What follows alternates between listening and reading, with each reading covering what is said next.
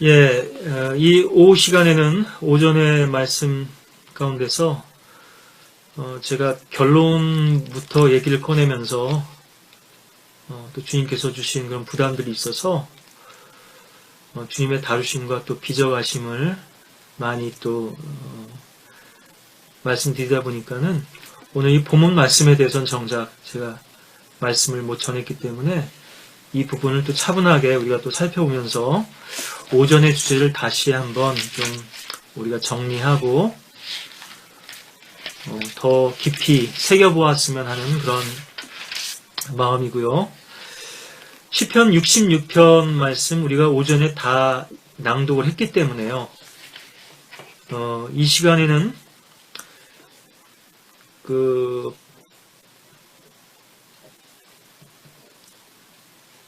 8절부터 12절까지, 원래 이 단락은 8절부터 15절까지인데요. 8절부터 12절까지만 제가 읽고 또 이 말씀을 더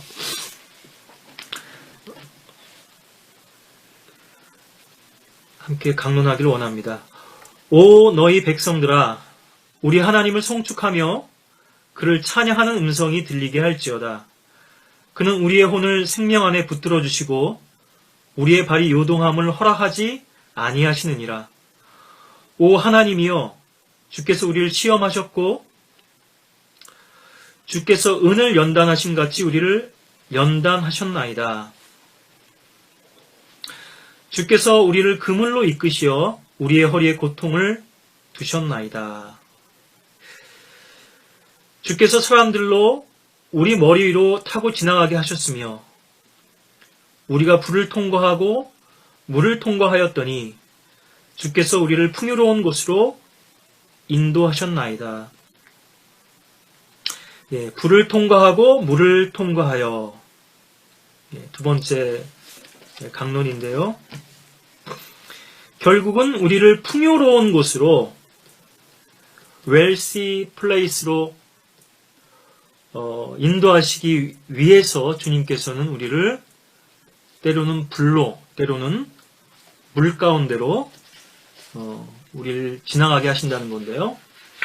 시편 23편에 있는 것처럼 우리가 죽음의 그림자의 골짜기를 통과하지 않고는 푸른 초장, 목자가 우리를 위해서 예비해 놓으신 풍성한 꼴과 또 물이 있는 그곳으로 우리가 나아갈 수가 없기 때문에 주님께서는 우리가 봤을 때는 왜 우리에게 고난을 허락하시고 풍랑을 허락하시고 이런 어려움을 주시는가, 이런 시련과 연단을 하시는가, 때로는 불평이 나올 때도 있고 또 때로는 좌절하고 낙심할 때도 있지만 바로 그러한 목적에 의해서 주님께서 우리를 이끌어 가신다고 하는 것인데요. 오늘 좀 전에도 찬송을 불렀지만요, 제가 이게 통일 찬송가에도 있는 찬송인지는 모르겠습니다만 God leads us along, 그래서 주님이 주야로 지키시네, 주 우리를 인도하네, 이런 이제 가사가 많이 반복되는데요. 우리 지금 영광을 주께에서는 103장입니다. 저 푸른들 시원한 그늘 밑에 주 우리를 인도하네. 고난 발걸음 물가로 이끄시네. 주 우리를 인도하네. 물 가운데서나 불 속이나 주 함께 있으니 겁없도다. 내 모든 두려움 다 없어졌네. 주님이 주야로 지키시네. 이런 찬송인데요. 이것은 찬송이기 이전에 찬양 시죠. 이러한 간증과 고백과 시에 곡조를 붙여서 찬송가가 된 건데요. 여러분들이 이 찬송 기회가 되신다면 찾아서 개인적으로 주님께 경배 드리실 때 불러보시고 또 묵상해 보시고 이 가사들을 좀 음미해 보시면 오늘의 말씀을 여러분들이 더 마음에 깊이 새기는데 또 성령의 은혜가 더 임하리라고 생각하고요. 좀 오늘 본문에 맞춰 좀 차분하게 좀 우리가 좀 이 부분을 또 살펴보자면, 이 시편 66편은 특징이 셀라가 3번 나옵니다. 전에도 잠깐 말씀드렸지만은 셀라라고 하는 것은 음악적인 기호이기도 하겠지만요.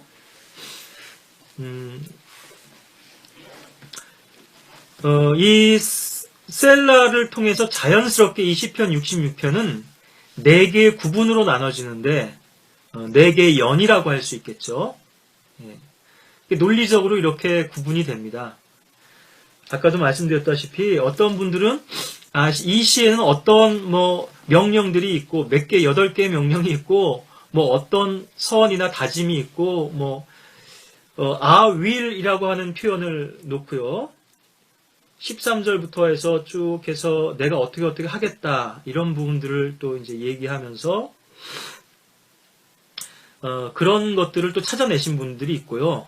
또 주님의 명령이 무엇인가 또 이런 것들을 다 논리적으로 정리도 해놓으셨는데 참조가 많이 됩니다. 그렇지만 거기에만 머물면요. 팩트에만 우리가 머무는 것이고 패턴이 무엇인지 패턴 파인딩을 해야 된다 그랬죠. 여기서 영적 본질이나 의미가 무엇인지를 발견할 수 없으면요. 그래서 좀 더 구체적으로 진전된 의미에서 행간을 읽을 수 있어야 된다. 하나님의 마음을 우리가 이해하고 그 마음으로 우리의 마음을 채울 수 있어야 된다. 이 시편에 흐르고 있는 주님의 마음은 과연 무엇인가? 이 부분까지 더 깊이. 그래서 우리가 바깥 뜰이 아니라 성소가 아니라 지성소 안으로까지 들어가야 한다는 이제 말씀을 계속 우리가 강조하고 있는데요. 그렇게 해서 이제 1절부터 4절까지가 이제 단락이고요. 4절 끝에 셀라가 있죠. 이 셀라라고 하는 것이 이런 음악적인 어떤 일테면은 포즈죠. 잠깐 이제 연주를 멈추고 뜸을 들이는 거죠. 이러한 의미도 되지만 여운을 좀 남기는 겁니다. 음악적으로는요. 우리 내주는 강한 성이요 보면 이제 옛날에는 그것이 쉼표인데 그것을 위에다 찍으면은 아니죠. 그게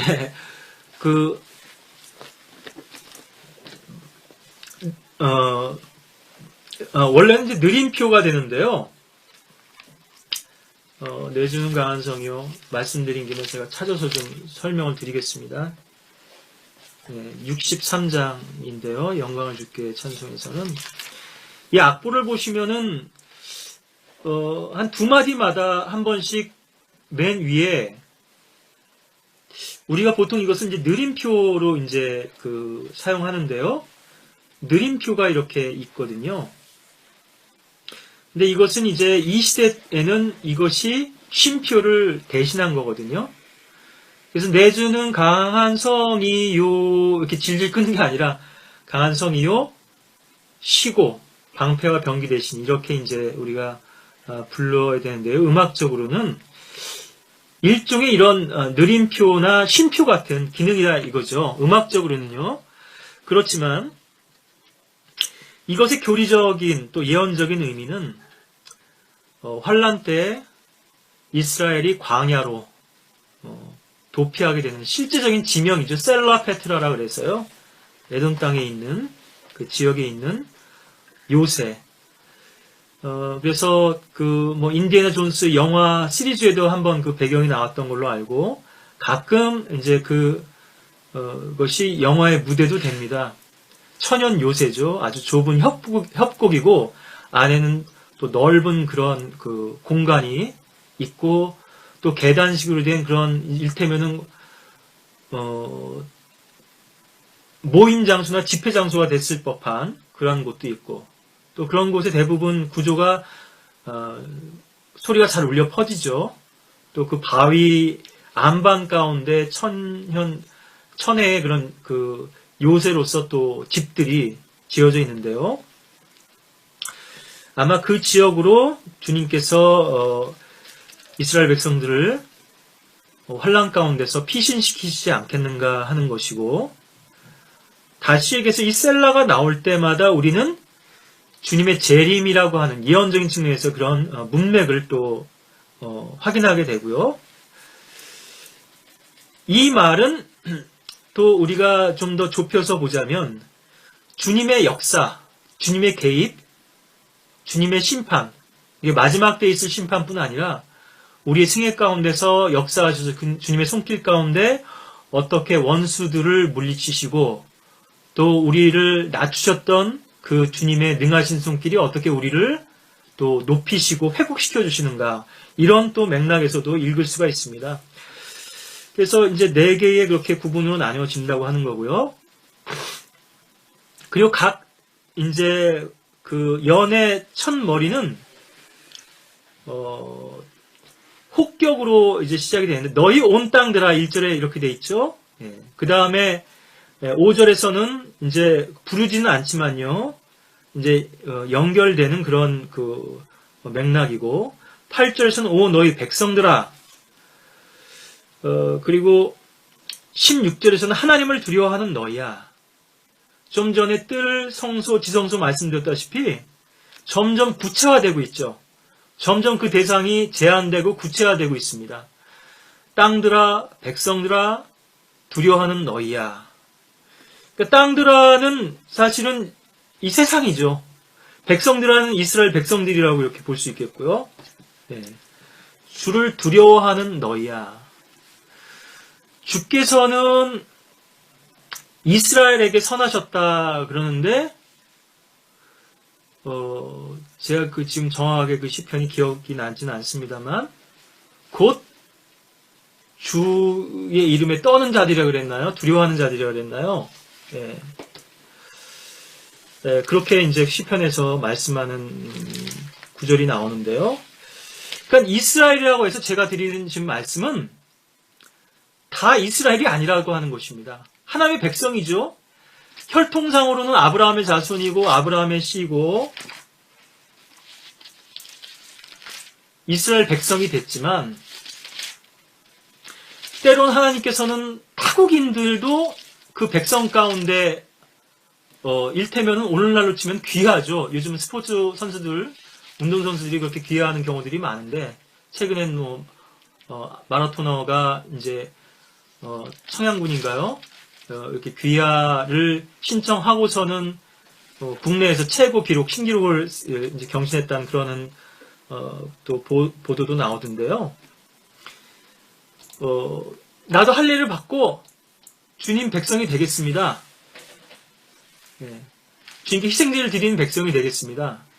이런 예들을 우리가 구약에서도 좀 찾아볼 수 있죠. 나아만 장군은 비록 귀하를 하지는 않았지만, 시리아의 장군이었지만, 내가 앞으로는 희생제를 드리되 주께만 드리겠다. 이렇게 또 다짐하고 있고요. 그래서 흙을 가져가면서 내가 주인과 함께 님몬의 집에는 들어가지만 나는 그거 경배 아니다. 그건 주인에 대한 어떤 이제 충성의 의미로 주인이 내 손을 의탁하니까 난 그 주인의 종이니까 마지 못해서 따라가지만 내 마음은 주님께 정해져 있다. 오직 이스라엘에만 하나님이 계심을 내가 알았나이다. 이스라엘에 선지자가 있음을 내가 알았나이다. 이렇게 고백을 하죠, 나아만이. 시편 73편인데요. 요즘 뭐 세월이 좋아져가지고요. 라디오 방송들 듣다 보면은 바깥에서 뭐 PD인지 이런 관계자들이 인터넷 검색해가지고 실시간으로 정보들을 알려주더라고요. 뭐 데이터 같은 것도 정확하게 알려주고 사람 이름도 확인해주고 이렇게 하던데요. 생각난 김에 찾아서 제가 말씀드리자면 시편 73편 1절인데요. 진실로 하나님은 이스라엘에게 선하시니 곧 깨끗한 마음을 가진 자들에게니이다. 더 구체적으로 한정되고 있죠. 이스라엘이라고 해서 다 같은 이스라엘이 아니라고 하는 것입니다. 물론 신약에서는 이것을 영적으로 적용해서 표면적 유대인이 유대인이 아니라 내면적 유대인이 유대인이다. 우리는 하나님의 이스라엘이라고 하는 이제 표현도 있고 하지만요, 영적으로 적용을 해서요. 구약시대 때 유대인들에게 주어졌던 그 복이 신약시대 때는 교회로, 성도들에게, 신약 성도들에게 옮겨지면서 이제 우리가 영적인 의미에서는 하나님의 이스라엘이 되었을지 모르지만, 그렇게 표현할 수 있을지 모르지만, 우리는 유대인은 아닙니다. 예. 구약시대 때는 모든 것이 물리적인 것이었거든요, 대부분. 안식일도 어떤 구체적인 날짜를 지키는 것이었고요. 절기 지키는 것도 마찬가지고. 그런데 지금은 더 중요한 날이 없다는 거죠. 이 날보다 저 날을 더 중히 여겨도 주를 위해서 할 것이고, 네. 음식도 마찬가지죠. 음식으로 우리가 깨끗하게 거룩하게 되는 것이 아니기 때문에 음식을 따라 처신한 자들에게는 유익이 없었다 하시면서, 과거에는 부정한 짐승과 정결한 짐승을 나눠서 그것을 가려 먹는 것을 가지고 우리가 거룩한 백성이라고 했지만, 이제는요, 우리 내면의 문제입니다. 아까도 철현장 말씀드렸지만요, 이런 외적 규례로는 외적 형식이나 눈에 보이는 행동들은 규제할 수 있고 바꿀 수 있을지 모르지만 마음의 변화나 내적인 변혁을 가져오진 못합니다.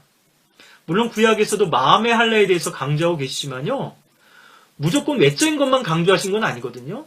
마음을 담아서 해야 되는데 자꾸 사람들이 이런 외적인 율법이나 규정이나 이런 형식에 묶여가지고 마음 없는 희생제를 드린 것이거든요. 그런 거는 내가 역겹다, 죄로 가득한 손을 가지고 이사야서 1장에도 나오죠. 내가 그런 것들을 아주 염증을 느낀다, 그런 거에. 죄송하지만 영어로 표현하자면 sick and tired인데요. tired가 되는데, 내가 마음이 병들 정도로, 염증을 느낄 정도로, 우리말로는 염증이라고 이렇게 표현합니다만, 너무 권태로운 거죠. 우리 인간들로 삶 가운데 지칠 때가 있죠. 너무 지겨운 겁니다. 매일같이 반복되는 그 일상과 되풀이되는 삶이 거기서 어떤 의미를 찾지 못하고 주님의 뜻을 발견하지 못한 그리스도인들조차도 이 광야의 나그네 삶 가운데서 지치기가 쉬운데요. 주님께서도 그런 형식적인 경배는 싫다고 말씀하시는 거거든요. 그래서 이스라엘이라고 다 주님께서 선하게 여기시는 게 아니라 깨끗한 마음을 가진 자들, 오늘 본문에서도 주를 두려워하는 자들, 이런 자들만이 지성소에 참여할 수 있는 이제 자격이 있다고 하는 것이고요. 그래서 성소와 지성소를 가른 그 휘장을 통과할 수 있는 것은 속죄일에 오직 피를 가지고 대제사장이 나아갔지만 1년에 한 번, 구약시대 때는, 신약시대 때는 예수의 피를 가지고 우리가 언제든지 그 보좌 앞, 지성소 앞에 은혜의 보좌 앞으로 우리가 나아갈 수 있다고 하는 것이죠.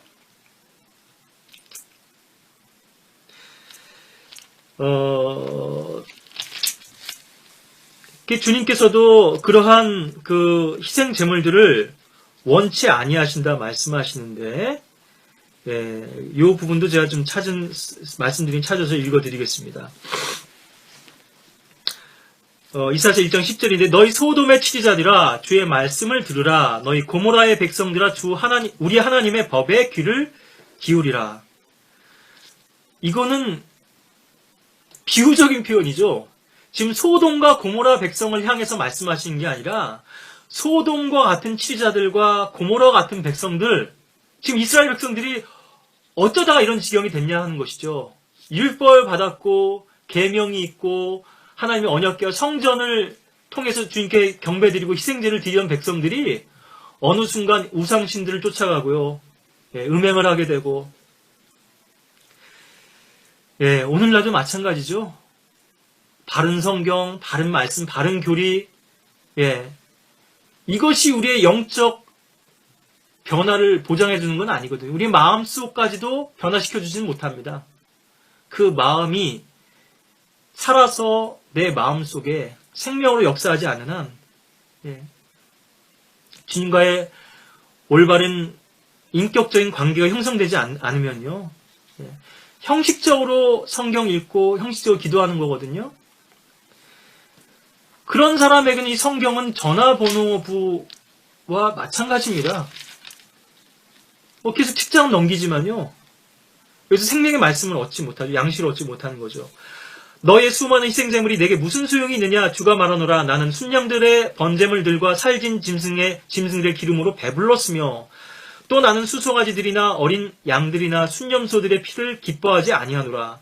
너희가 내 앞에 나타날 때 너희 손에 이것을 가져와 내 뜰을 밟으라고 누가 요구하였느냐? 율법을 주신 분이 주님이시잖아요? 근데 이런 게 이제 더 이상 주님께서 원치 않는다는 거죠. 형식적으로. 13절에는 헛된 예물을 더 이상 가져오지 말라. 주님 앞에는 아무런 의미가 없는 행위입니다. 분향은 내게 가증함이요 새 달들과 안식일들과 집회들을 모으는 것도 내가 견딜 수 없으니 심지어 엄숙한 모임까지도 악한 것이니라. 너희의 새 달들과 정한 명절들을 내 혼이 싫어하노라. 예, 주님께서 염증을 내신다 이거죠. 그것들은 내게 짐이요 내가 지기에 피곤하노라. 너무나 피곤하신 것입니다. 그런 경배를 받느라고. 계속 주님께서는 거절하실 수밖에 없는 재물을 가져오는 거죠. 줄 서가지고요. 제가 이런 거 했습니다. 저런 것도 했습니다. 네. 오늘 이 부활주일도 아마 세상 교회들에서는 수많은 그런 정성으로 헌금도 다림으로 다려서 가지고 오시는지 어쩐지 모르지만은, 특별한 날이니까 주님께 더 정성껏 예배 드려야 된다. 꽃꽂이, 성전 꽃꽂이 이런 것도 하고요. 표면적으로야 나쁠 게 없겠지만, 여러 가지로 다르죠. 구약의 성전이 아닌데, 이곳은, 신약의 성전은 성도들의 몸인데요. 몸에는 영적으로 세속적인 욕망으로 가득 채우고 더러운 것들을 채우고서는 겉에만 꽃꽂이를 해놓으면 그 향기가 주님께 드려지겠습니까? 네. 주님께서 너희가 너희 손을 내밀 때면 나는 너희에게서 내 눈을 가리리라. 꼴 보기 싫다는 거죠. 정녕 너희가 기도를 많이 할 때에도 내가 듣지 아니하리니 너희 손은 피로 가득하도다. 너희는 씻고 스스로 깨끗게 하라. 내 눈앞에서 너희의 악한 행실을 버리고 악을 행하는 것을 그치라. 선을 행하기를 배우고 공의를 찾으며 압제당하는 자들을 구해주고 압이 없는 자를 판결하며 가부를 위하여 변호하라. 이제 오라 우리가 서로 변론하자. 주가 말하노니 너희 죄들이 주홍 같을지라도 눈같이 희게 될 것이요 진홍처럼 붉을지라도 양털같이 되리라. 예. 예수 그리스도의 보혈로 그렇게 주님께서는 씻어 정결하는 셈에 정결케 하기를 원하신다는 거죠. 네, 그런 영적인 변화 없이 거듭남 없이 주님께 가져오는 이런 종교적인 행위들과 형식적인 이런 예물들과 경배들을 주님께서는 싫어하고 또 피곤해 하신다는 거고요. 마음이 깨끗한 자들, 정결케 된 자들, 그들을 주님을 두려워하는 자들을 주님께서 더 주님과의 또 내밀한 교제로 이끌어 주신다는 건데요. 그래서 여기 이제 보시면은 그렇게 각 단락마다 이렇게 구분이 되고요. 또 그런 호출 다음에는 각 대상을 부르신 다음에는 구체적인 명령이 주어집니다. 1절에서는 이제 즐거운 소리를 지르라. 또 2절에서는 영어롭게 할지어다. 이런 명령들이 많이 나온다는 거고요. 그 다음에 두 번째 단락에서는 와서 보라. 와보라. 그리고 여기 이제 세 번째 단락에서는요.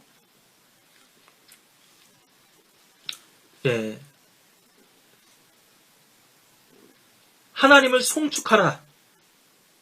그를 찬양하는 음성이 들리게 하라. 다 명령이죠. 명령입니다. 그 다음에 마지막 네 번째 단락에서는 와서 들으라. 이렇게 지금 구분이 되고 있거든요.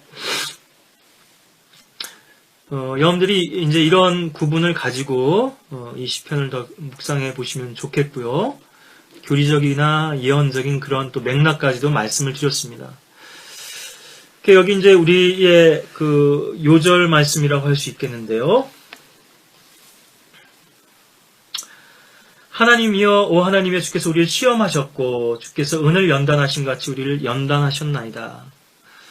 오전에도 이런 부분에서 많은 말씀을 드렸지만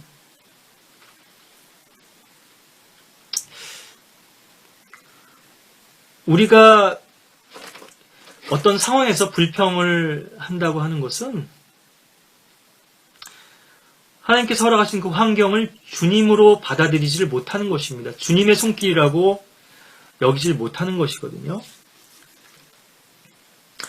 결국 이것은 하나님을 대적하는 행위가 되는 것이고요. 정말 진정으로 어떤 환경에서라도 우리가 주님 앞에 겸손하고 엎드리고 감사할 수 있다면 주님께서는 그것으로 영광 받으시고 또 그 감사의 고백 가운데는 나는 이러한 위치에 처해 있는 것이 마땅하다. 주님의 이런 다루심을 받는 게 마땅하다. 내 안에는 아직도 이러한 부정한 것, 영적인 찌꺼기와 또 불순물이 뒤섞여 있다. 그것이 아주 작은 부분이라 할지라도요. 그것이 1% 아니 0.1%라 할지라도 그것이 너무 심각하고 중요하게 여겨지기 때문에 나머지 99%, 나머지 99.9%는 비교가 안 되는 거거든요. 우리는 하나님의 저울에다 우리를 늘 달아볼 수 있어야 됩니다. 나의 저울에다 놓으면 나는 늘 정당하고 옳거든요. 왜냐하면 우리 인간은 자신에게 유리한 대로 이 저울줄을 쓰고요. 자기가 잘한 것만을 보게 됩니다. 성공하는 사람들을 보면은 대부분 자신의 실패, 연약함, 자신의 문제점을 개선하려고 해요. 그런데 계속 영적으로 머물러 있고 또 세상적으로도요, 성공하지 못하는 분들을 보면은 시장 조사도 제대로 안 해보고 가게 문부터 열거든요. 자기는 요리할지도 모르면서 음식점을 차립니다. 뭐가 이게 안 맞는 거죠. 기분으로 뭐 장사하고 사업하나요? 자기 확신 가운데 빠져 있는 거거든요. 나는 옳다, 잘하고 있다. 그 자신의 그 문제점을 더 많이 볼수록 그걸 개선할 수 있는 여지도 또 생기는 것이죠. 물론 우리는 세상적인, 인간적인 방법으로 우리 자신들을 개수해 보거나 개선시키려는 사람들은 아니지만요. 우린 주님의 능력, 보혈의 능력을 의지하고 주님 앞에 나아가지만 자신의 문제를 볼 수 없는 사람은 결코 보좌 앞으로 나가려고 하지 않습니다. 이 말은 주님께서 어떤 다루시는 손길이나 환경에 처해졌을 때 자꾸 고개를 쳐드는 거예요.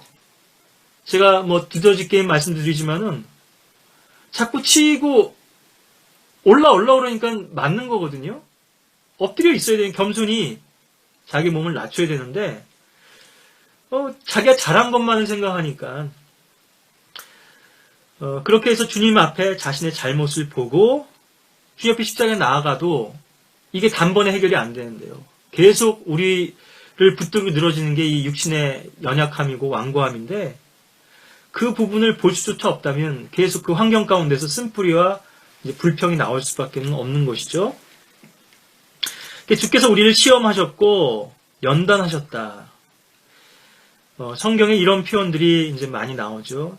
시험, 연단. 아까도 흙두관 위에 7번 단련된 은 같은 주님께서 우리를 정련하시는 부분들을 말씀을 드렸는데요. 성경에 이런 구절들이 참 많지만 우리가 너무나 잘 인용하는 구절입니다. 주의 말씀, 성경과 관련해서요. 시편 12편 6절 7절에 보시면 주의 말씀들은 순수한 말씀들이라 흙두관 위에서 단련되어 7번 정화된 은 같도다. 오 주여 주께서 이 말씀들을 간수하시리니 주께서 이 세대로부터 영원토록 그것들을 보존하시리이다. 저는 은을 도관 위에서 정렬하는 건 못 봤습니다만 나부를 이제 봉인을 하느라고요. 이제 설비 이제 공사할 때 오수관이죠. 화장실 이제 더러운 오물이 내려가는 거는 주물로 이렇게 돼 있거든요.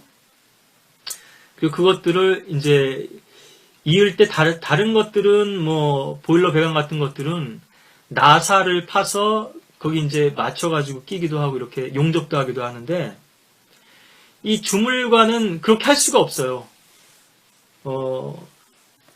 연사기로 나사를 만들 수도 없고, 네. 용접도 이건 잘 안 됩니다. 왜 그렇게 쓰는지는 잘 모르겠지만, 그래가지고 이 두 관을 잇는데요. 이것을 이으려면은 중간에 이제 실 같은 거를 채워 넣거든요. 그 틈이 있으니까요. 실을 채워서 또 정으로 쳐가지고 빽빽하게 아주 단단하게 채워놓고 그 위에다 납을 끓여가지고 납을 부어서 납덩이를 녹여가지고요. 토치 같은 걸로 납으로 봉인을 해야 이제 새지도 않을 거고 냄새도 나지 않을 테니까요. 이렇게 밀봉을 하는데 실링이라 그러죠. 네. 성령의 인침도 그렇지만은 많은 의미가 있지만요. 실은 소유권도 이야기하지만 사실은 밀폐시키는, 차단시키는 겁니다. 화장실도 이런 실링, S자 구조로 돼 있죠. 네, 모든 오물은. 그래서 중간에 이제 물 같은 게 채워져 있어서 냄새가 올라오지 못하도록 차단시키는 건데요. 뭔가 계속해서 육신의 쓴뿌리가 올라오면 그것으로 인해서 계속 오염이 되는 것이죠. 그래서 많은 사람까지도 히브리서 13장에 보면은 그 쓴뿌리로 인해서 실족하게 된다 이렇게 말씀을 하시는데 이 납을 끓일 때 보니까요 걷어내더라고요. 식기가 먼저 거품처럼 올라오죠. 그럼 걷어내고 한 번 걷어내도 또 생겨요. 또 걷어내고 납도 그렇다면 은은 더 그렇겠죠. 금도 마찬가지일 거고요. 불순물이 없는, 잡티가 없는 순전한 금, 순금, 퓨어 골드, 파인 골드, 예. 정금이고 순금이죠. 사실 이 지상에서는 100%라는 건 없습니다. 예, 그렇지만요. 그래서 99.9%라고 써 있죠. 저는 이제 거꾸로 보고 666인가 그랬더니 그게 아니고 99.9%의 순도다. 이 금이. 예. 은 같은 거는 뭐 금보다 가치가 덜하니까 순도까지는 얘기를 안 하지만요. 얼마나 많은 정련을 받고 불 가운데 들어가고 또 그것을 걷어내야만 했겠는가 하는 것이죠. 예. 하나님께서는 주의 말씀까지도 이렇게 정화시키신다면 7번이라고 하는 것은 성경에서 완전함이죠. 70번에 7번씩도 그러니까는 완전한 용서와 사랑을 얘기하는 것이지. 내가 오늘 뭐 70번 용서해, 너 7번 용서했어. 이게 아니죠. 그렇다면 우리 성도들은 어떻게 다루시겠는가 하는 것이죠. 순결한 신부로서 주님께 정언을 해야 될 텐데 이 세상에 찢기로 더럽혀진 그런 상태로는 주님께 드려질 수가 없죠. 그래서 불을 통과하고 물을 통과하는데요. 우리 이제 제가 또 이게 뭐 이 시편 66편을 다 이제 설교하려고 그러면은 길어질 수밖에 없기 때문에 핵심적인 것들을 더 중점적으로 좀 말씀드리고 여유가 되면은 나머지도 더 설명을 드렸으면 좋겠습니다. 여기 이제 불과 물이라고 오늘 뭐 설교 제목이기도 하지만요. 불을 통과하고 물을 통과하였더니 왜 불이고 왜 물이냐? 우리가 이사야서 43장 2절을 보시면요. 물론 이것은 역사적 배경으로 이스라엘 백성들이 이집트에서 있었을 때 종살이라든가 그 멍에라든가 사람들의 짓밟혔죠. 파라오에게도 그렇고 감독자에게도 또 채찍도 맞고 이런 배경을 가지고 있습니다만 오늘 우리 성도들에게는 더 큰 의미가 있겠죠. 이사야서 43장 2절 말씀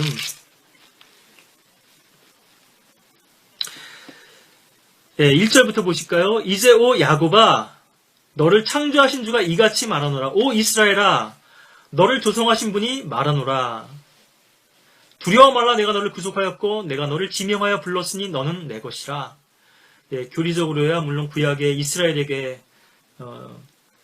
1차적으로는 적용될 말씀이겠습니다만은 우리가 신약 성도들에게도 좀 적용하자면요. 야곱만 가지고는 안 되는 거죠.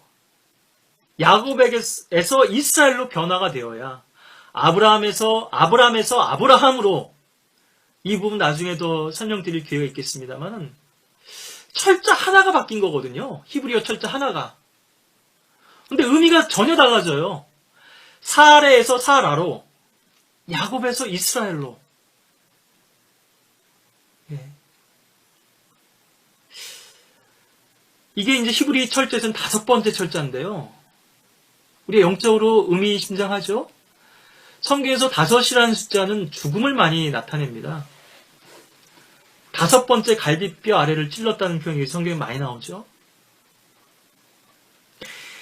아브라함이 죽지 않고는 아브라함이 될 수 없고 사레가 죽지 않고는 사라가 될 수 없고요. 야곱이 죽지 않고는 이스라엘이 될 수 없는데 철저하게 자기를 부인하는 것을 실패와 좌절을 통해서 배우지 못한다면 주님의 권위에 능하신 손길 아래서 우리가 겸손을 배우지 못한다면 우리는 주님의 능력 가운데 능력의 손길에 들려질 수도 없고 변화될 수도 없습니다.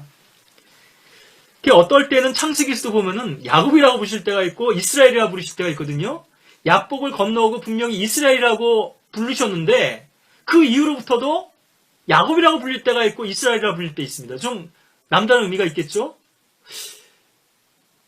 그러니까 우리가 구원받고 또 때로는 좀 영적으로 한번 꺾여서 굴복당했다 할지라도 다시 육신으로 돌아가고 우리가 육신적인 상태에 빠질 때가 있다는 말씀이죠. 구원받고 헌신했으면, 구원받고 침례받았으면, 세상으로부터 분리됐으면 계속 풍성한 삶, 젖과 꿀이 흐르는 그 영적인 기쁨을 맛볼 수 있으면 좋겠는데 계속 광야로 돌아가고 광야에서도 계속 헤매고 참 이스라엘이 돼야 되겠죠. 이런 변화를 이제 우리가 주님 앞에서 자기 부인을 통해서 십자가를 통해서 배워야 될 텐데요. 내가 너를 구속하였고 야곱은 창조한 분이라고 말씀하시지만요. 이스라엘이라고 말씀하셨을 때는 조성이라고 하는 단어가 나오는데요. form인데요. 변화를 트랜스폼이죠. 트랜스폼. 너희 마음의 변화를 받아. 로마서 12장에 있는 것처럼 하나님의 선하시고 기뻐하시고 온전하신 뜻이 무엇인지 입증하도록 하라. 우린 자꾸 환경을 바꾸려고 그러거든요. 다른 사람을 바꾸려고 합니다. 문제는 다른 사람에게 있다고 생각하는 거예요. 문제는 환경에 있고 좀 더 다른 환경에 처해지면 내가 난 달라질 수 있다 이렇게 생각하지만 그건 우리의 변명이고요. 아까도 말씀드렸다시피 인간의 간사함은 이번 한 번만 더 기회를 주십시오. 서원을 하죠. 오늘 본문에도 나오는 것처럼. 자, 그럼 야곱도 마찬가지죠. 아버지 집에 다시 돌아오게 해주신다면 제가 11조도 하고 이것도 하고 저것도 하겠습니다. 근데 돌아왔을 때 어때? 약국 건너고 나니까 형의 그런 위기로부터 모면하고 나니까 아버지 집은 갈 생각도 안 하고 장막 치고 우리 짓고 거기다가 또 된통 호되게 하나님의 징계 또 채찍을 맞았죠. 우리는 이 상황만 모면하면 주님께 이렇게 하겠습니다 하지만 어느새 그 상황만 지나가면요. 그 위기만 지나가면 또다시 안주해버리는 것입니다. 너희는 이 세상과 일치하지 말고 할 때가 이제 컨펌이죠. 우리도 모르는 사이에 이 세상에 맞춰져 버리는 거예요. 잠식이 되고 순응을 하고 세상 사람들과 어울리다 보면요. 거기에 맞출 수밖에 없어요. 그 사람들 기준에. 그 사람들이 좋아하는 얘기를 해야 되고요. 그 사람들이 원하는 것들을, 좋아하는, 즐기는 것들을 같이 공유할 수밖에 없고, 그러다 보면 나도 모르는 사이에 타협이 되는 것입니다. 너희 마음을 새롭게 함으로써 변화를 받아. 영어로는 이게 더 이제 어원이나 이제 어근이 같으니까 이해가 쉽습니다만, 변화를 받으라는 말이 바로 트랜스폼이죠. 아까는 컨폼이었고요.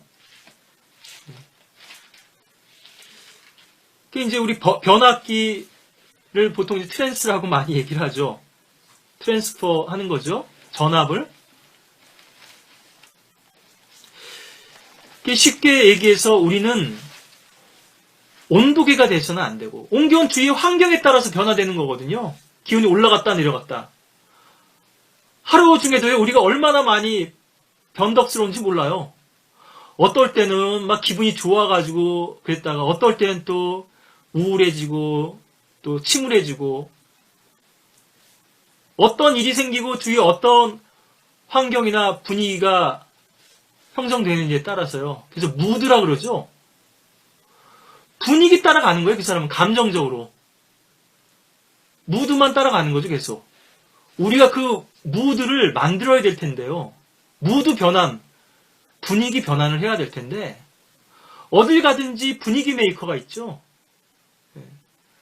우울한 그런 분위기도 더 쾌활하게 만드는 그런 성격을 가진 사람들이 있는데요.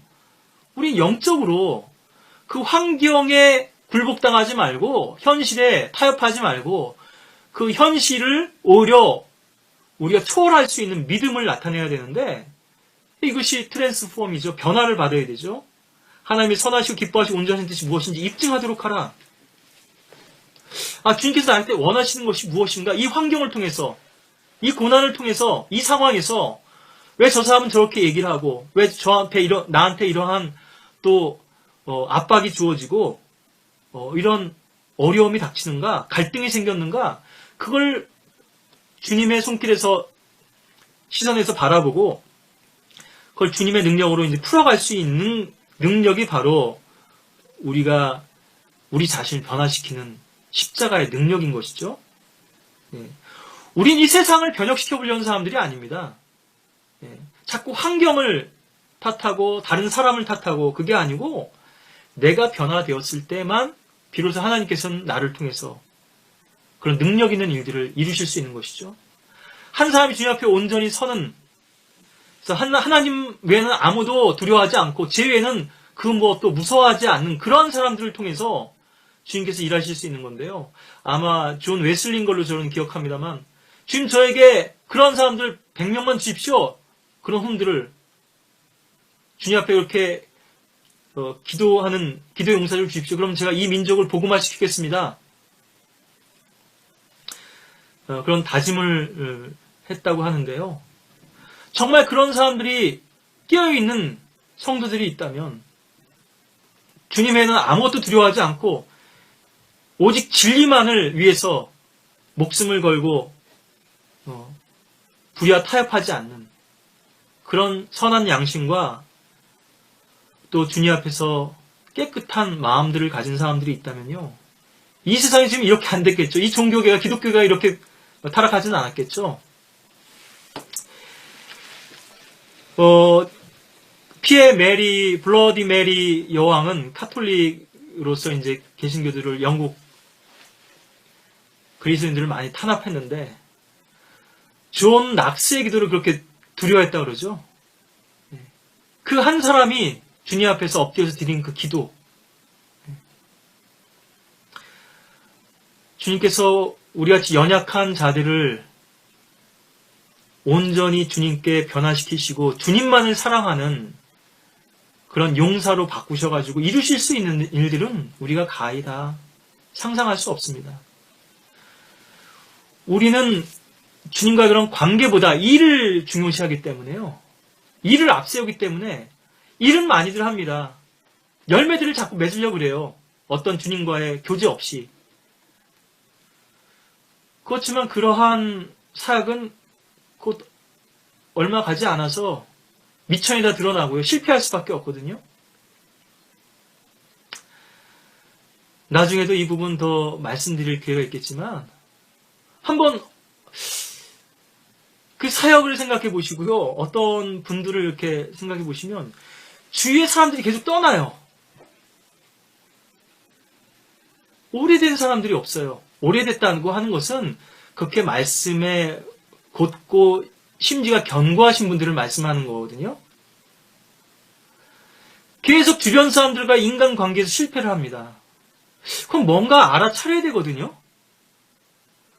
그럼 문제가 생기면 사람들을 쳐내려고만 하고요. 자기 생각대로나 마음대로 안 따르는 사람들은 다 이런저런 구실 붙여가지고 내쳐버리고, 혹 연약함이 있고 문제가 있는 성도나 사역자를 할지라도 그 연약함을 세워주고 또 그들을 회복시켜줄 수 있는 그러한 사역이 돼야 될 텐데요. 일만 생각하니까 너는 일을 잘 못하니까는 필요 없다. 그것도 내 식대로 내 마음을 흡족하게 하지 않으니까 필요 없다. 한번 생각해 보십시오. 세상 사람들도요. 세상에서 성공도 하고 성취도 하고 명예도 얻었고 돈도 모았습니다. 근데 말년이 돼서요. 주위에 사람이 아무도 없어요. 심지어 자기 가정마저도 외면하고 다 떠나갑니다. 그럼 이 사람이 잘 산 인생일까요? 뭔가 잘못 산 인생이에요. 근데 하물며 사역을 하면서요. 오래된 관계가 없다는 거는 사실 오래될수록 더 진국이 돼야 되잖아요. 그리스도의 교제는. 더 기쁘. 10년 지났는데도 아직도 저 사역자, 설교자에게서 배울 게 있고 영적으로 더 내가 귀한 것들을 얻을 수 있고 이런 관계가 돼야 되는데 너무나 얄팍한 거죠. 속성으로 빨리빨리 뭔가 결과만 내려고 하니까 본인에게도 문제가 있어서 떠나기도 하는 사람들도 있지만요. 왜 하나같이 다들 떠나나 이거예요. 주변에 왜 아청꾼들만 있고 아부꾼들만 있고 정말 직원하는 사람들을 두지 못하냐 이거죠. 나한테 싫은 소리 하는 사람도 그 말을 귀하게 받을 수 있어야 될 텐데요. 그래서 대부분 일은 잘하는지 모르겠지만 이런 분들이 사실 엄밀하게는 그 일을 잘못한, 그건 사역이 아닙니다. 사역은 기본이 섬김의 기초는 관계거든요. 관계에서 실패했는데 무슨 사역을 할 수 있겠어요. 뭐 책 몇 권 내고, 뭐 건물을 올리고, 신학원을 하고, 성경을 번역했다. 그것도 다 하자투성이지만요. 엄밀한 의미에서 사역도 아니지만, 사람들이 볼 때는 그래도 뭔가 되어가는 것 같고, 일을 많이 하는 것 같지만, 하나님께 보실 때는 빈 껍데기라는 것이고요. 이처럼 그 사람과의 관계의 실패는 근본적으로 주님하고의 관계가 실패됐기 때문에 그 사람들은 다 다른 사람들하고도 실패하는 겁니다. 자기는 늘 고정돼 있어요. 난 잘못한 게 없어요. 자신을 하나님의 위치에 두고선 다른 사람들에게 다 자기에게 맞추라고 하거든요. 그렇다면 하나님과의 관계에서는 어떻겠습니까? 그 사람이 하나님의 말씀을 대하면서 자기가 부족한 부분들을 볼 수 있을까요? 계속 양심이 마비돼서 덮고 가는 겁니다. 무시하고 가는 거예요. 지난번에 사행천 말씀도 드렸죠? 처음 반듯했는데 계속 쌓이고 퇴적물들이 쌓이다 보니까 노폐물이요. 이제 혈관이 좁아지고 혈압도 높아지고 터지게 되는 거죠. 나중에는. 꾸불꾸불 뱀이 기어가는 것처럼 그것이 굽어지고 있는데도 모르는 거죠. 이 왜곡됐다는 거는요. 프로워드라고도 잠언에서는 표현되지만 비뚤어진 마음 또 완고한 마음이라고 번역됐지만요. 사실은 쿠르크드 서펜트거든요. 꼬부라진 뱀입니다. 이사야에서 말씀하고 있는. 사탄을 상징하죠. 옛뱀을 상징하죠. 용. 하나님께서 반듯하게 해놓으셨는데 뭔가 지금 변질됐어요. 왜곡됐어요. 그 문제는 내 안에 있다는 것이고요. 내가 변화되었을 때 비로소 주님의 뜻이 보이는 거죠. 아, 이것이 선하신 뜻이구나. 이것이 기뻐하신 뜻이구나. 이것이 온전한 뜻이구나. 이렇게 선하신 뜻에서 기뻐하신 뜻에서 온전하신 뜻으로 나가야 되는데 가장 표피적으로 드러나는 이 뜰에 있는 선한 부분들도 분간을 못하는 그런 분들도 계시니까 안타깝지만요. 왜 하나님의 그 온전하신 뜻을 볼 수 없느냐? 그것은 바로 우리 눈이 가려져 있기 때문입니다. 자기 의로 인해서 이 부분을 못 보기 때문인데요. 그게 이제 너는 내 것이라 내가 너를 구속하였다. 그래서 여기서 이제 조성하였다는 이제 말씀을 이렇게 설명드리다가 로마서 12장 말씀을 이렇게 또 말씀드리게 됐는데요.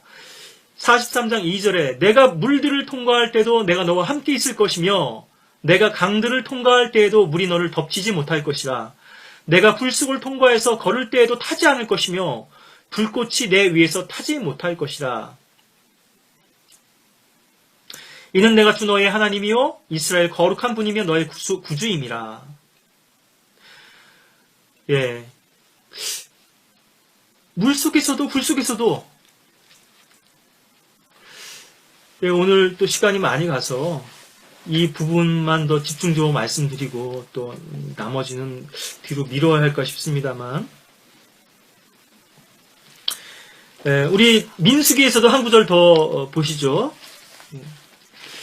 이 이사야서 43장 2절 말씀도 오늘 시편 66편 12절 말씀과 함께 짜게 되는 말씀이니까 한번 잘 이제 묵상해 보시고요.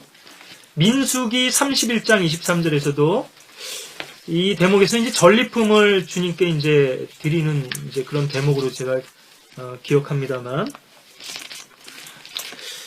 31장 23절에 보시면은 전쟁에서 승리해서 전투에 나갔던 전사들이 이제 전리품을 가지고 왔을 때 사실은 7일 동안 진영 밖에 머뭅니다. 그게 이제 이런 대목들이 성경에 나오는데요. 정결케 된 후에야 그 31장 24절에 나오죠. 예. 그게 우선 좀 읽도록 하겠습니다. 21절부터 24절까지 보고요. 전후 문맥도 여러분들이 한번 쭉 이제 시간을 내서 보시면서 이 말씀도 묵상하셨으면 좋겠는데요. 제사장 엘르아살이 전투에 나갔던 전사들에게 말하기를 이것이 주께서 모세에게 명령하신 법의 율례니라. 오직 금과 은과 동과 철과 주석과 납 불에 견딜 만한 모든 것은 불을 지나가게 하라. 정화시켜야 되는 것이죠. 원수들이 쓰던 것들이니까 주님께 드려지기 위해서는 보물창고에 드려지기 위해서는 그러나 성별의 물로도 그것을 정결케 할 것이며 불에 견디지 못할 모든 것은 물을 지나게 할지니라. 불을 먼저 통과하게 하고 그 다음에 물로 씻죠. 그런데 불을 견디지 못하는 것들, 예, 이런 전리품들은 이제 의복도 되겠고요. 예, 또 뭐 나무로 된 것도 있겠죠. 이런 것들은 불은 통과시킬 수 없고 타버리면 소용이 없잖아요. 물로서만 이제 정화를 시키는데 어찌됐든 정결케 되지 않고는 진영 안에 들어올 수 없고요. 예, 24절에도 보면은 너희는 7째 날에 옷을 빨아서 깨끗게 할지니라. 그런 후에 너희는 진영으로 들어올지니라 하더라. 왜냐하면 피를 흘렸기 때문에요. 예, 피의 유출이 있었기 때문에 레위기에 있는 정결 예에 따라서 정결케 된 이후에야 진영 안에 들어올 수 있고 주의 회중에 속할 수 있다는 것이죠. 그 전리품도 그러하고 사람도 마찬가지고요. 그러한 것들만이 이제 그 다음에 보면은 주님께 이제 드려집니다. 여기 다 이제 비율들이 있죠. 주님께 드려지는 것들이 있고 그리고 나서 또 회중 가운데 절반을 또 나눠주고 나머지 절반은 전투에 참여한 자들이 반반씩 이렇게 나누게 되죠. 주님께 바치는 건 500분의 1이고요. 예. 이 전리품을 탐해서 결국 사울은 멸망한 거죠. 진멸하라고 하셨는데 어떨 때는 다 그 전리품까지도 저주받은 물건이니 그거는 불로도 정화가 안 되는 거예요. 얼마나 그 죄가 가득했으면. 그리고 물론 이것은 10의 1조의 개념이 또 있죠. 구약에서는 첫 번째 승리니까요. 내 수확의 첫 열매를 잠언에도 나오죠. 예, 주님께 드리라.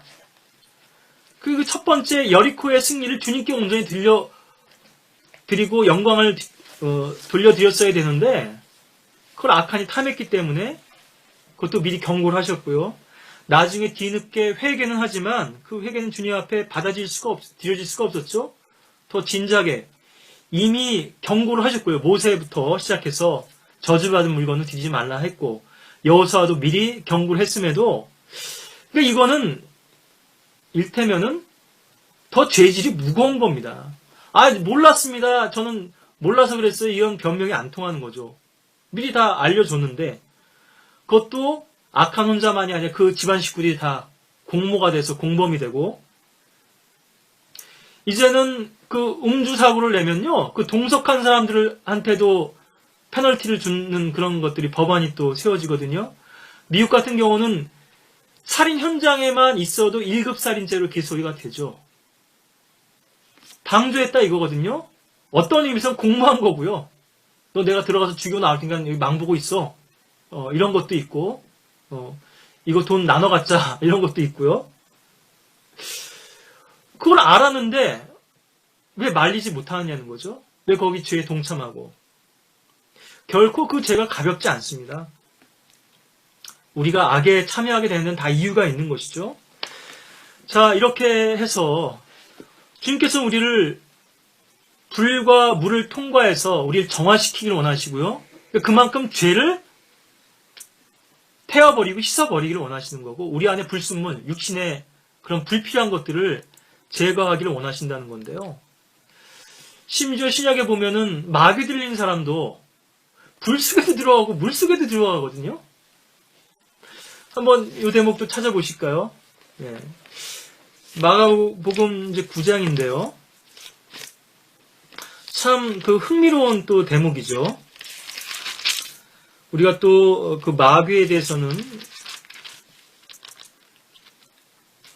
중요한 부분이니까 마귀론에 대해서는 다음에도 또 볼 기회가 있겠습니다만 여기 마가복음 9장 22절에 보면은 그 영이 그를 죽이려고 종종 불에도 던지고 물에도 던졌나이다. 지금 이 아이의 아버지에게 물은 거예요. 언제부터 얘가 이렇게 됐는가? 그러니까 어려서부터라는 거죠. 어릴 때부터. 그러나 주께서 무엇인가를 하실 수 있다면 우리를 가엾게 여겨 도와주소서라고 하니라. 아직 이 아버지는 믿음이 없어요. 주께서 무엇인가 하실 수 있다면 아직은 반신반의하는 거죠. 그러다가 뒤에 보면은 내가 믿을 수만 있다면 믿는 사람은 모든 것이 가능하니라. 그랬더니 이 아버지의 반응이요. 즉각적으로 믿음의 반응을 보이죠. 하나님 말씀 앞에.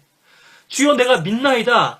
나의 믿음 없음을 도와주셔서 얼마나 하나님 말씀 앞에 겸손하고 정직합니까?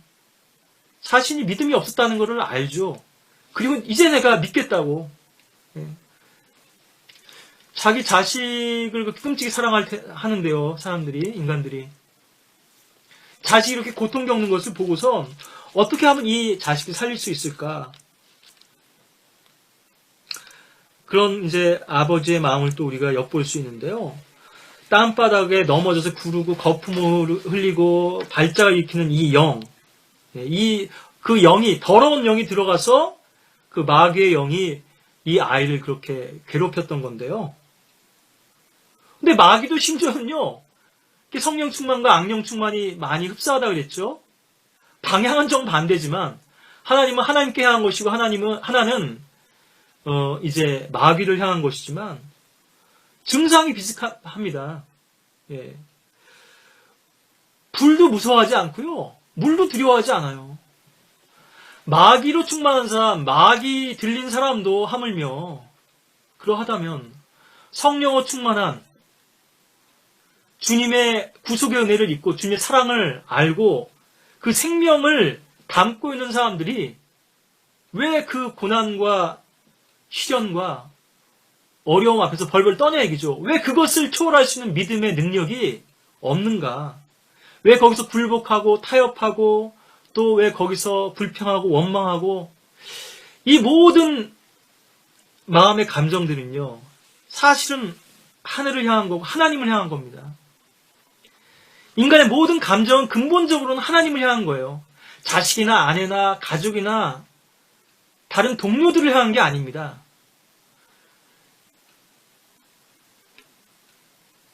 아담은 이브를 가리켰죠? 이브는 뱀을 가리켰습니다. 다 핑계대죠?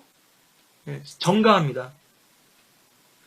I am이라고 해야 될 텐데, 그럴 때는 또 자기를 시인하기를 싫어하죠?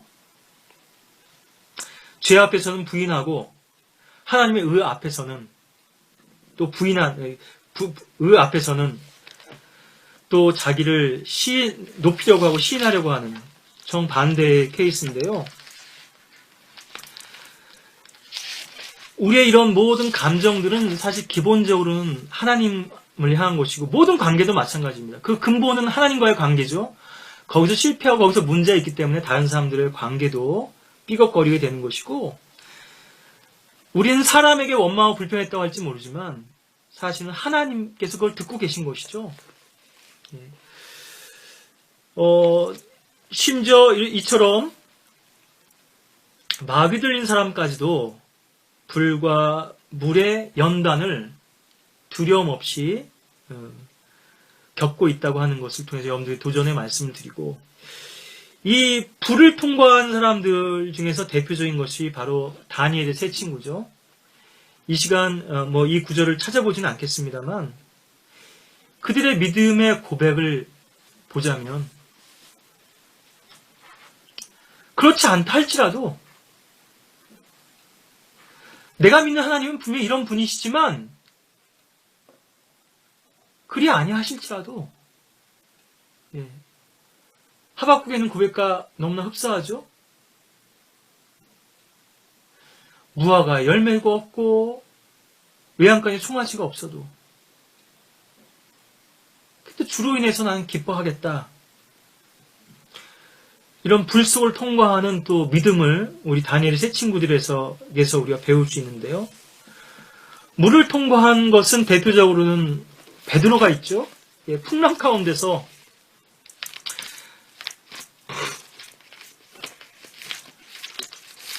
마태복음 이제 14장에 나오는 다른 복음서에도 있겠습니다만은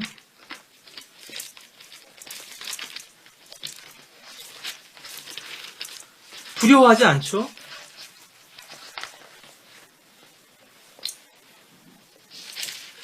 바람이 계속 거슬러 불면서 파도에 시달리고 있었는데 그 풍랑 가운데 주님의 음성을 듣고 처음엔 유령이라고 생각하고 두려워했지만 베드로가 그 물 위로 걸어가죠. 물론 얼마 안 있어서 물속에 빠져들었지만 바람을 바라보고 두려워해서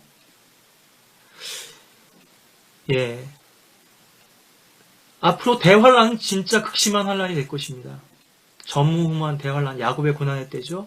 다니엘이 70번째 주. 땅의 4분의 1이 죽고요. 또 3분의 1이 죽습니다. 물론 그 이상이겠지만은 그것만 봐도 2분의 1이거든요. 4분의 1이 죽고 그 4분의 3에서 다시 3분의 1이 죽으니까요. 4분의 2만 남죠. 2분의 1인데요. 지금 한 70억 되나요? 세계 인구가? 그럼 절반이면 35억 명이거든요. 지금 우리가 겪는 자연재해나 재난은 비교도 안 됩니다. 한 10여 년 전에 있었던 그 서남아시아에 있었던 쓰나미 피해로 10몇만 명이 죽었다고 이렇게 그거보다 더 되겠습니다만은 하나님 참 잔인하시다. 인간들은 그렇게 하나님 심판을 비난하지만 왜 그런 가운데서 끝끝내 회개하지 않느냐는 거죠, 인간이. 하나님을 욕하고 그 험대와 그 상처 가운데서도 그 고통 가운데서도 인간이 얼마나 사악한가. 하나님께서 회개의 기회를 주신 건데요. 하나님을 찾지 않는 겁니다. 지금 은혜 시대에 찾지 못한다면 부자가 얘기했듯이 좀 나사로를 보내주시면 나의 형제들이 이곳에 오지 않을 텐데요. 선지자들의 말을 듣지 않는다면 그들은 구원받을 수 없다. 이 은혜 시대에도 구원 못 받는데 환난 때 구원 받겠어요? 끝까지 견뎌보시겠어요? 네, 그 환난 끝까지? 확률이 얼마나 되겠어요? 그 모든 재난 가운데서 살아남을 확률이, 그리고 그 가운데서도 짐승의 표를 받지 않고, 예, 자기 가족마저도 자기를 고발하는 그런 상황인데요. 넘겨주려고 하는 상황인데, 얘 적그리스도를 숭배하지 않는다고, 응? 순교당할 각오가 돼 있으신가 하는 것입니다.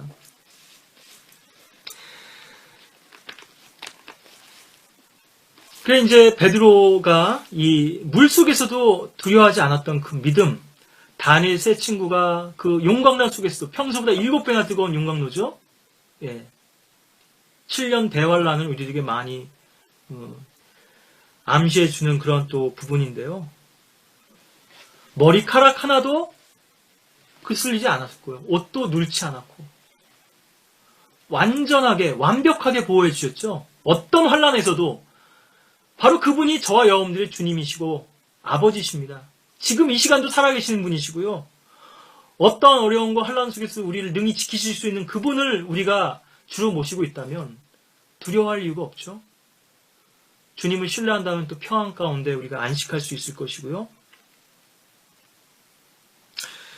여기 그 9절에도 보시면 그는 우리의 혼을 생명 안에 붙들어 주시고 우리의 발이 요동함을 허락하지 아니하시느니라 했는데요.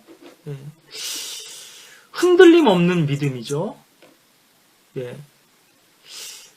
우리가 이러한 고난을 통해서 풍요로운 곳으로 인도를 받아야 되는데 이곳은 목자가 인도하는 곳입니다. 이 풍요로운 곳은 결국 푸른 수장이죠.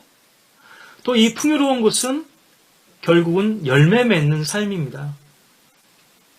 자기 희생과 자기 부인 없는 열매는 맺어질 수 없죠. 요한복음 12장 28절인가요? 한 알의 밀알이 땅에 떨어져 썩지 아니하면 생명의 열매를 맺을 수가 없는 것입니다.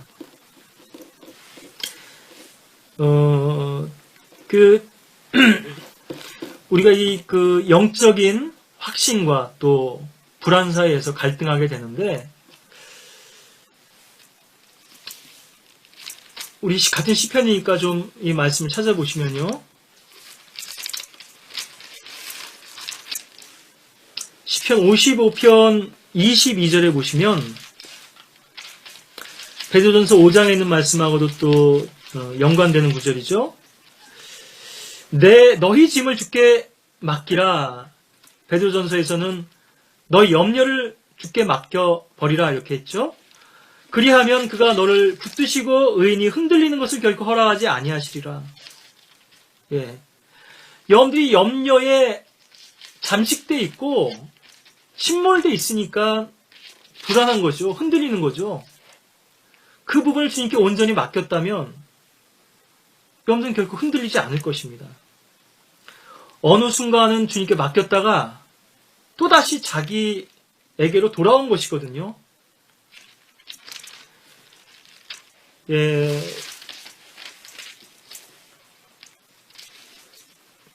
시편 46편에도 보시면 이것도 환란을 이제 문맥으로 하는 데인데요.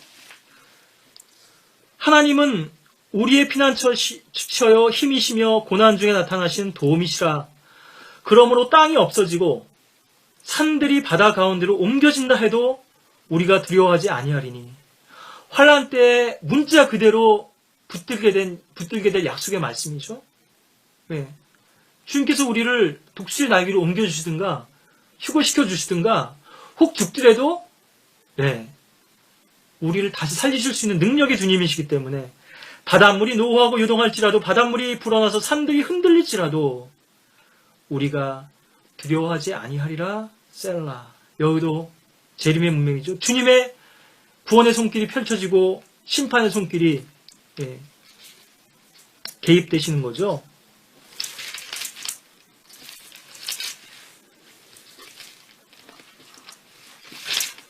시편 한 구절을 더 보시면 21장 예. 실제에도 보면 왕이 주를 신뢰하오니 지극히 높으신 분의 자비로 인하여 그가 흔들리지 아니하리라. 예. 주님께 신뢰를 두고 있기 때문에 예. 견고한 확신이 있는 거죠. 예. 16편 8절에서 한 구절만 더 보겠습니다. 예. 16편 8절 말씀에 내가 주를 항상 내 앞에 모셨도다. 주께서 내 오른편에 계심으로 내가 요동치 아니하리로다. 주님이 내 우편에서 나를 지켜주셔도 요동치 아니할 텐데요. 왜 그분을 내 안에 모시고서도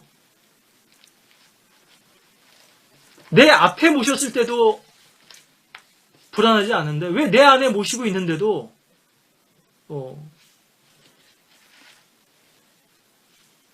평안이나 기쁨이 없냐는 것이죠. 신뢰가 없고 왜 불안에 떠느냐는 것이죠. 요동하고. 그래서 우리는 온도계가 아니라 온도 조절계가 돼야 될 텐데요. 환경을 오히려 바꿀 수 있는, 환경에 굴복하지 않고 오히려 그것을 초월해서 승리할 수 있는 그런 사람들이 돼야 될 텐데.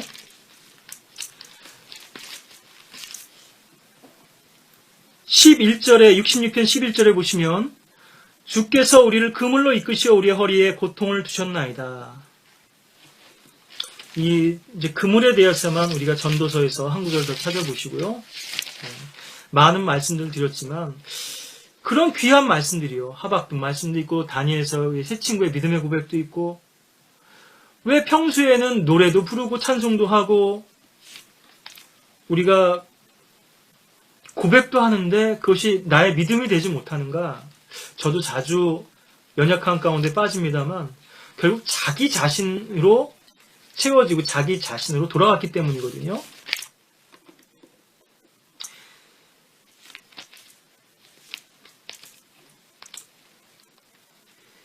전도서 9장 12절에 보시면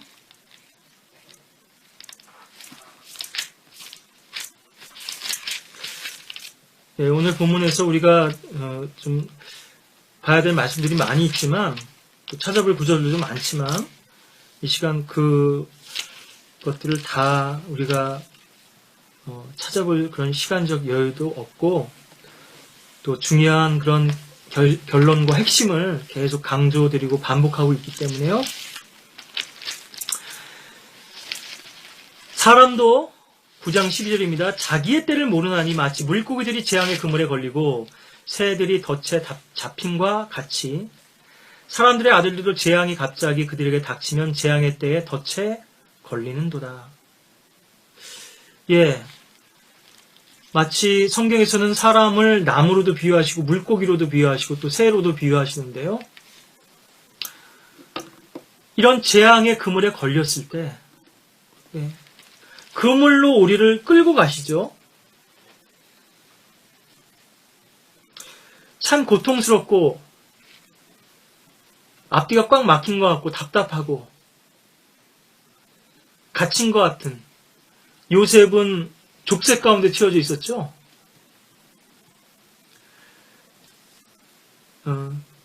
주의 말씀이 임할 때까지 그의 말씀이 그를 연단하였도다 그랬는데요. 하나님의 약속이 성취될 때까지 그를 그 옥에서부터 끌어내실 때까지 자기가 봤던 그 비전, 주님께서 주셨던 그 꿈, 그것을 계속 소망했다고 하는 것이죠. 주님께서 나에게 이런 꿈을 분명히 보여주시고 확신을 주셨는데 나의 현실은 그렇지 못해. 점점 상황은, 현실은 어려워지죠. 아까도 말씀드렸지만 그 이집트의 정치판을 너무나 잘 알고 있는 것이죠. 그 수많은 날 동안요.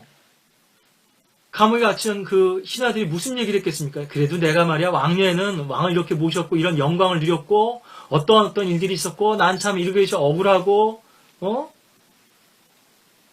그런 얘기들을 들어주면서요. 그들을 섬기고 또 그들을 또 씻기고 돌봐주면서 요셉은 자기도 위로받아야 될 처지고 자기도 섬김을 받아야 될 처지였지만 주님의 위로와 안식이 있었기 때문에 그런 가운데서 총리 수업을 너무나 잘 받은 것이죠. 착고에 채워져 있었지만 주의 약속을 잊지 않고 여러분들이 그물에 붙들린 것처럼 낚시에 걸린 것처럼 꼼짝달싹할 수 없고 또 더 옥죄어 오고 또 감옥에 같은 현실이라 할지라도 그 가운데서 머리를 위로 들고 하나님의 위로를 바라보고 하늘 향해서 여러분들의 또 소망을 두실 수 있다면 여러분들은 그 불을 통과하고 또 물을 통과해서 분명히 주님께서 우리를 위해서 예배해 놓으신 풍성한 곳, 적과 꿀이 오르는 땅, 푸른 초장, 쉴만한 물가, 주님께서 예배해 주신 그 높은 반석 위에 세워진 암사슴처럼요, 그 발이. 주님께서 여러분들을 낮추셨다면 반드시 높이실 때가 있는 겁니다. 물론 궁극적으로는 재림 때에 높임을 받겠지만 이 지상에서도요. 주님께서 반드시 높여주시기 위해서는 우리를 철저히 낮추신다는 거. 이것이 영적인 법칙이거든요. 아주 밑바닥까지 끌어내리시고 더 이상 바닥이 없을 것 같은 그 낮은 위치로 우리를 겸손케 하신 다음에 우리가 주님 앞에 온전히 굴복하고 또 겸손케 되고 엎드렸을 때 때가 되어서요. 하나님의 때죠. 우리가 생각하는 때가 아닙니다. 주님께 높여주시고요. 비록 높여주시지 않는다 할지라도 주님께서 이미 영광 받으신 겁니다. 여러분들의 믿음을 통해서 그것으로 충분하다. 그것처럼 내가 너에게 이러한 은혜를 베풀겠다. 이미 너의 경배와 희생과 섬김을 내가 다 보았지만 그것을 네가 표현할 수 있는, 드러낼 수 있는 내가 장을 마련해 주겠다. 왜냐하면 하나님께서는 여러분들을 사용하기를 원하시는 거죠. 주님의 도구로요. 하나님이 여기시기 때문에 사람을 도구로 쓰지 않으면 일을 할 수 없습니다. 마귀도 마찬가지죠. 영이기 때문에 사람의 몸을 매개로 필요로 하는 겁니다. 수단으로. 그러니까 들어가는 거죠. 성령께서 우리 안에 들어오셨는데 주님 뜻대로 따라야 되는데 자꾸 내 멋대로 하려고 그래요. 그러니까 하나님께서 우리를 온전히 사용하실 수가 없죠. 그래서 계속 우리를 그렇게 다루시고 연단하시는 겁니다. 자꾸 우리가 인생의 밑그림을 그려가지고 주님께 그걸 가져가기 때문에요. 하나님의 계획에다 우리의 인생을 맞춰야 될 텐데, 우리의 걸음을. 자꾸 내가 뭔가 내 생각을 가지고 주님을 섬기려고 하니까 잘 안 되는 거예요. 하나님께 쓰시고자 하는 방향이 다르고 길이 다른데, 나는 내가 제한된 그 생각 속에서 최선이라고 생각한 것을 가지고 주님께 나아가지만 우리는 앞날의 일도 모르고요. 너무나 제한되고 연약한 자들이기 때문에 우리의 모든 체질을 아시고 미래를 아신 분께서 우리를 위해서 계획해 놓으신 그 인생이 있다면 왜 그 인생을 받아들이지 않겠습니까? 왜 그 길을 따라가는데 주저하겠어요? 아직도 우리가 우리를 사랑하고 내가 원하는 삶을 살기를 원하는 거죠. 베드로처럼 자기가 원하는 대로 다니고 싶은 겁니다. 사역을 하는데도요. 사역자들도. 네가 젊어서는 그렇게 할지 모르지만 나중에는 이제 십자가를 져야 한다는 것을 그렇게 비유적으로 말씀하시죠. 띠를 두르고 섬겨야 되고 네가 원치 않아도. 그런데 내가 원치 않았던 것이 주님의 그 기쁨일 뿐 아니라 나의 기쁨이 되었을 때 주님께서는 그 자녀들을 통해서 영광 받으시고 그 순종하는 아들을 통해서 주님께서 많은 일들을 이루실 수 있겠죠. 지금 우리의 주변이 이렇게 공허하고 또 힘이 없고 바른 말씀과 진리를 외치면서도 이렇게 주님을 능력 있게 섬기는 사역자들이 부족한 이유는 저도 부끄럽고 죄송합니다만 그만큼 주님 앞에 온전히 들려진 도구가 없기 때문이죠. 그렇게 온전히 변화된 주의 능력의 도구로 쓰임받을 만한 일꾼들이 부족하기 때문인데 재판관계 상황을 자주 말씀드리지만 그렇게 허물투성이인 인간들이지만요. 그 연약함이 주님께 들려졌을 때 마치 모세의 지팡이가 주님의 손에 들려졌을 때 하나님의 능력의 지팡이로 바뀌었듯이 우리의 연약한 육신마저도 주님 앞에 들려서 온전한 능력으로서 또 저와 여러분들 삶 가운데서 하나님이 역사하시고 또 나타나시고 영광 받으시는 그런 또 우리의 신앙이 되기를 원하고 그러할 때 불을 통과하고 물을 통과하여 우리를 그물로 이끄시고 풍요로운 곳으로 흔들림 없는 견고한 반석 위에 요동치 않는 확고한 그러한 주님의 신뢰 가운데 우리를 두시리라고 우리가 믿고 또 굳게 소망하는 바입니다.